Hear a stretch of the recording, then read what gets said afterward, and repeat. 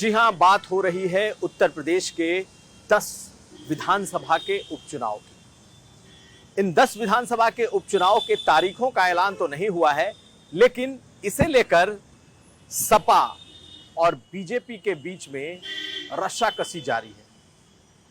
और ये रस्साकसी अब संगठन को लेकर शुरू हो गई कि कौन सबसे मजबूत संगठन करता है, किसके संगठन कौशल की अंततः जीत होगी।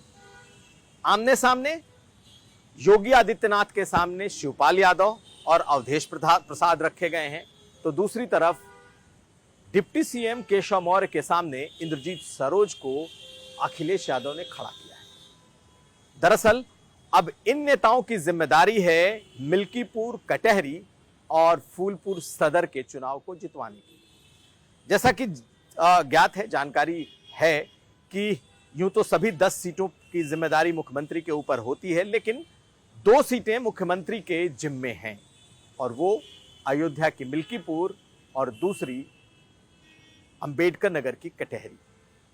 तो इन दोनों सीटों पर जीत की जिम्मेदारी खुद मुख्यमंत्री योगी आदित्यनाथ ने उठाई है, तो उनके सामने अखिलेश यादव ने अपने 2 कद्दावर बड़े नेताओं को खड़ा कर दिया है। यानी कि मिल्कीपुर से अवधेश प्रसाद और कटहरी में शिवपाल यादव को लगाया गया है, और इन दोनों को इन्हीं दोनों विधानसभा का प्रभारी भी बना दिया गया है। यानी कि इन दोनों विधानसभाओं में जीत कैसे हो, चुनाव कौन लड़े, किसे टिकट दिया जाए और इन दोनों सीटों को कैसे जीता जाए। अखिलेश यादव ने यहां पर एक और सियासत की है। उन्होंने एक बार फिर प्रभारियों को बनाने में भी, चुनने में भी दलित और उसमें भी पासी बिरादरी को प्राथमिकता दी है। मिल्कीपुर से अवधेश प्रसाद को प्रभारी बनाया गया है, जो पहले यहां से विधायक थे। इस बार फैजाबाद सीट, जो कि अयोध्या है, उससे सांसद हो गए हैं और अब मिल्कीपुर के प्रभारी बना दिए गए हैं। दलित बिरादरी से आते हैं, पासी बिरादरी से हैं।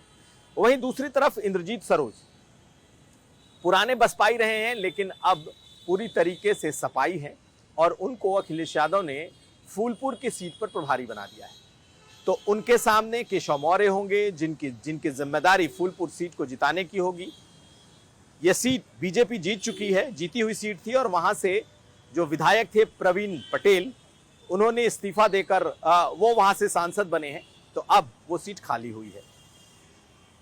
तो अखिलेश यादव ने यूं तो 6 प्रभारियों के नाम का ऐलान कर दिया, लेकिन ये 3 सबसे अहम है, और ये माना जा रहा है कि चूंकि मुख्यमंत्री ने खुद कमान संभाली है इन 10 विधानसभा चुनाव की, और खास करके 2 विधानसभा चुनाव की, मिल्कीपुर और कटहरी, तो अखिलेश यादव ने भी अपने 2 अहम नेताओं को उनके सामने खड़ा कर दिया है।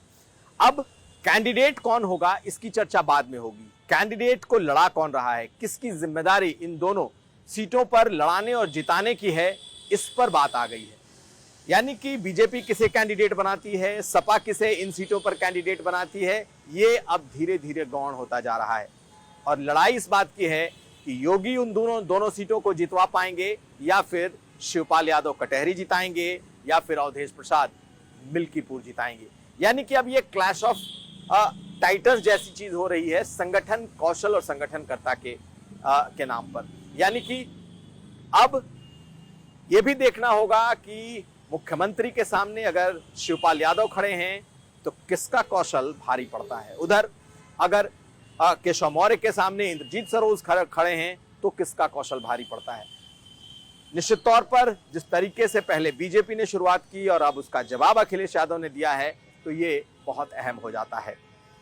आपको बताएं कि अभी चुनाव का कोई ऐलान नहीं है, कब ये चुनाव होंगे इसकी भी जानकारी नहीं है, लेकिन चुनाव लड़ाने वाले को लेकर खूब चर्चा हो गई।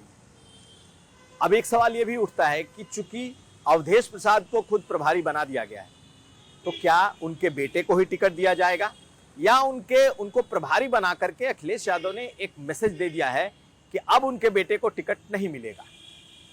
क्योंकि अगर उन्हें प्रभारी बनाया है और उनके बेटे को टिकट देंगे, तो फिर एक सवाल उठ सकता है कि विधायक भी वो थे, सांसद भी वो बने, प्रभारी भी वो बनेंगे, और बेटा भी उनका वहां से चुनाव लड़ेगा। ये एक बड़ा सवाल है, होने को कुछ भी हो सकता है, लेकिन एक इशारा जरूर दिखाई देता है कि हो सकता है कि सपा किसी नए कैंडिडेट को वहां पर चुनाव में उतार दे।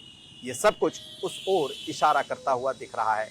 दूसरी बात, अगर अवधेश प्रसाद के बेटे को नहीं मिलता तो क्या लालजी वर्मा की बेटी छाया वर्मा, जिसके नाम की चर्चा हो रही है, उसको टिकट मिलेगा? बहुत सारे लोग ये भी कह रहे हैं कि शिवपाल यादव को जब वहां पर प्रभारी बनाया गया है, ऐसे में उनका टिकट भी खटाई में पड़ सकता है। तो इन दोनों प्रभारियों के नाते आखिर क्या है संकेत, ये समझना फिलहाल मुश्किल है। लेकिन यह बात तय है कि जिन नामों की चर्चा चल रही है सपा में, अब उनके लिए भी आसान नहीं है। निश्चित तौर पर 3 नामों पर 3, 4, 5 जो प्रभारी बनाए गए हैं, 2 बीजेपी से मुख्यमंत्री योगी आदित्यनाथ और डिप्टी सीएम, और 3 सपा से अवधेश प्रसाद, शिवपाल यादव और इंद्रजीत सरोज, इन पर बहुत नजरें गड़ी रहेंगी कि आखिर इन तीनों का चुनावी नतीजा क्या होता है, किस तरीके से संगठन कौशल ये दिखाते हैं। आखिर में आपको बता दें कि इससे पहले मऊ का उपचुनाव हुआ था और वहां शिवपाल यादव ने अपना संगठन कौशल दिखाया था और वो सरकार पर भारी पड़े थे। ऐसे में कटहरी में उनके इस संगठन कौशल की एक बार फिर परीक्षा होगी। तो चुनाव आज तक में सियासत में इतना ही। हम फिर हाजिर होंगे, तब तक हमें दीजिए इजाजत। नमस्कार।